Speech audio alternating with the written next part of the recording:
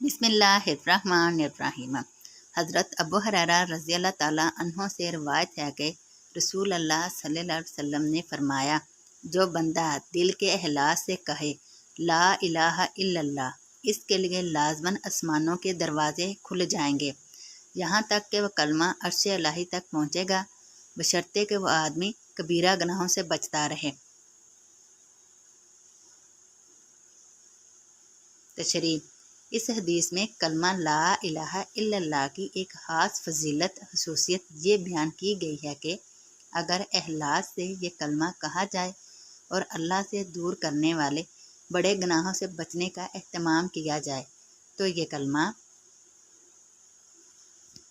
براہ راست عرش الہی تک پہنچتا ہے اور خاص مقبولیت سے نوازا جاتا ہے۔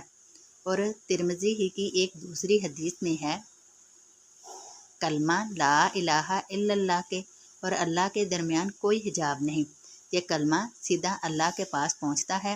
معلوم ہوا کہ ذکر اللہ کے دوسرے کلموں کے مقابلے میں اس کلمے کی یہ ایک مخصوص فضیلت اور خصوصیت ہے۔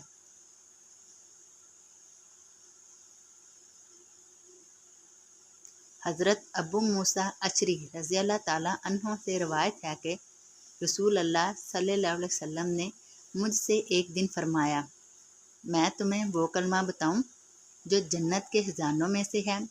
میں نے عرض کیا کہ ہاں حضرت صلی اللہ علیہ وسلم، ضرور بتائیں۔ آپ صلی اللہ علیہ وسلم نے فرمایا، وہ ہے لا حول ولا قوت الا باللہ۔